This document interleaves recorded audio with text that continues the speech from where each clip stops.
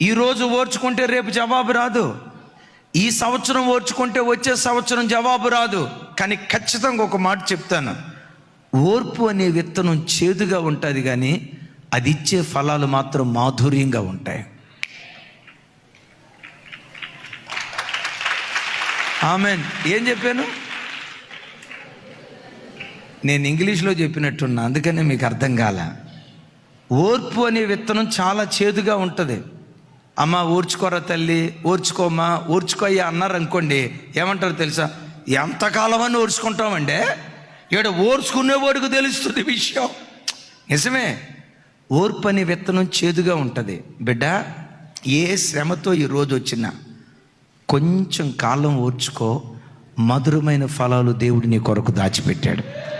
మధురమైన ఫలాలు దేవుడు దాచిపెట్టాడు. తొందరపాటుతో నువ్వు సాధించలేనిది, కోపంతో, పగతో, ప్రతీకారంతో, మాటకు ప్రతి మాటతో నువ్వు సాధించలేనిది మౌనంతో, ఓర్పుతో నువ్వు సాధించగలుగుతావు.